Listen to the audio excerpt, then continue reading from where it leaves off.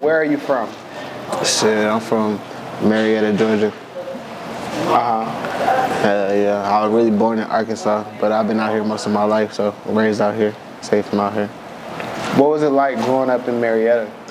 Shit, it wasn't really nothing. I really just stayed out the way. I stayed to myself, but you know, it was a typical shit, fights, you know what I'm saying? Hoes, etc., etc. You know the vibe. You know how public school be.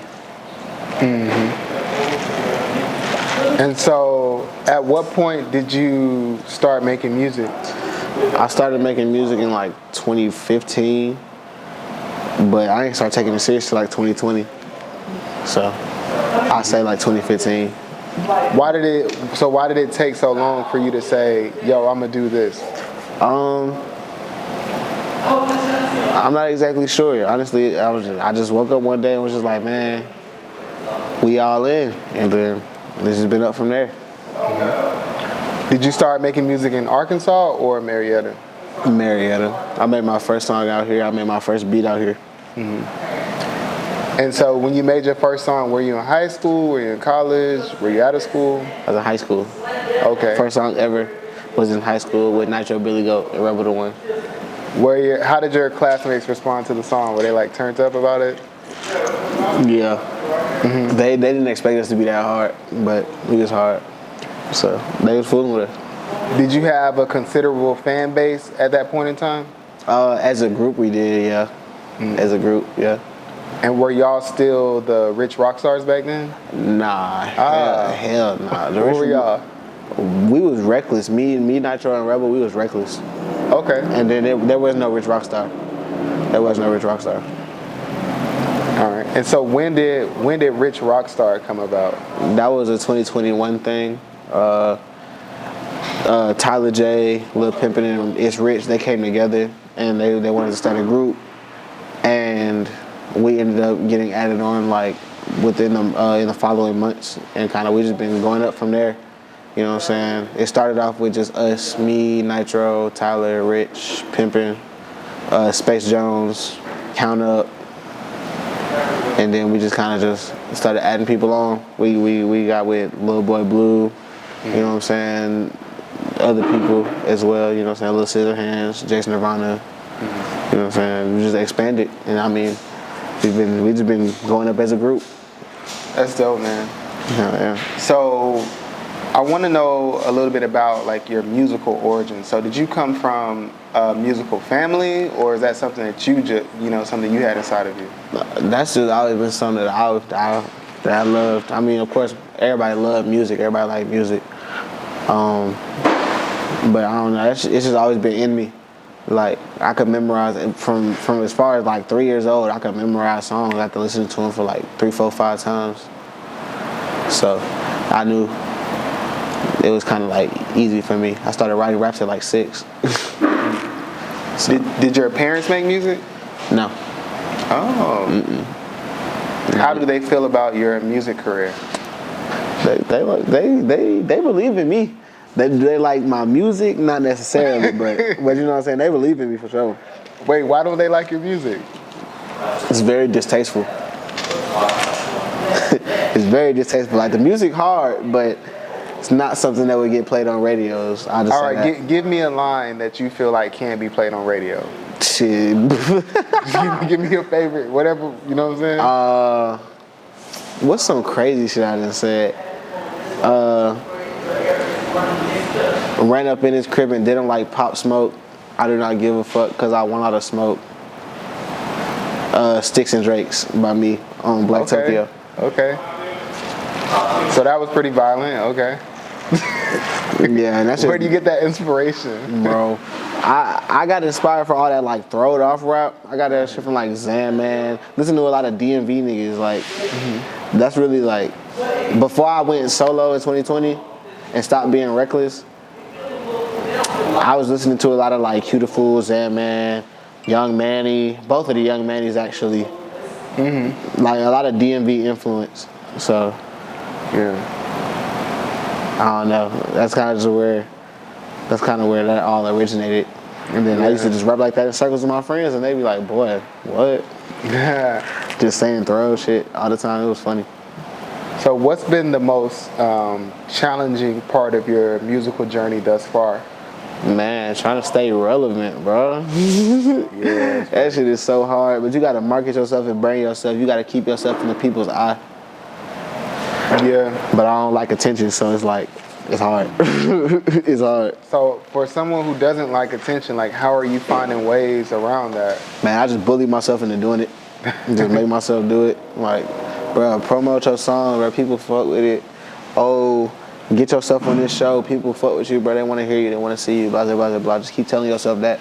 Mm-hmm. Keep motivating yourself to want to do stuff like that. Put yourself out there. Yeah. I think, that's one of the barriers for people who want to start music. It's like they can't stay motivated. So how important is like cultivating that mindset to be a star? It's very important, bro. You got to have the star mindset to be a star. You can't be a star. Because most people, like, they got the look, but they don't got the mindset. And the other people got the mindset without the look. So it's just like, you got to have both. You got to have a balance. You got to be able to know what you want to do, what you want to brand yourself as. You know what I'm saying? What you really want people to see you as musically. Mm-hmm. Are you independent or are you signed to a label? I'm independent. Is there a reason why you're independent? I don't think I want to sign to no label. All right. Why? I feel like that's how they get you. That's how they get you, because, I don't know, people just be signing fucked up deals. I don't really trust people enough to want to sign to anybody. I do distribution deals, though. That's the thing. If you're going to do a deal with somebody, do a distribution deal. Unless, you know what I'm saying, you could really pop in the mainstream. Like me, I don't think I'll pop in the mainstream. I think I had to stay underground. Well, doing what I'm doing now, I had to stay underground. But, And would you rather stay underground or do you want to pop mainstream? I'd rather stay underground, honestly. Mainstream ain't none. I feel like Cardi is like that. I feel like he's kind of quasi-mainstream, but he's still really underground. Yeah. So like that type of feeling where you still have like a large audience. Yeah. But you're still attached to the underground. Yeah, like Cardi's a perfect example because he's like internationally accepted by the people, but he's not mainstream per se. Kind of like how Yeet is right now, because Yeet blowing up right now, but he's not really mainstream. So. How do you feel about fame then, since you don't necessarily want to be mainstream? I don't necessarily want to be famous, but I mean, if you have money, 9 times out of 10, fame gonna follow suit. Facts.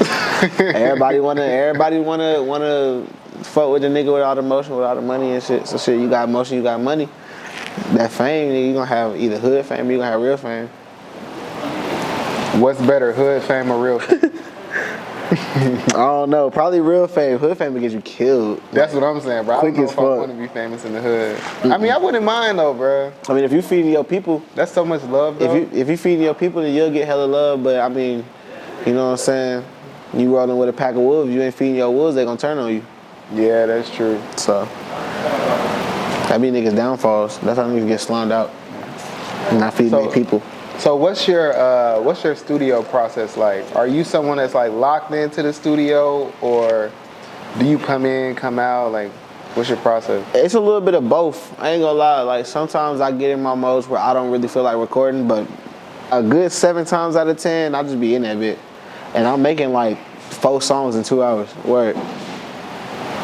So I don't really gotta record like that because I can make a lot of songs in a little bit of time, and they all gonna sound good.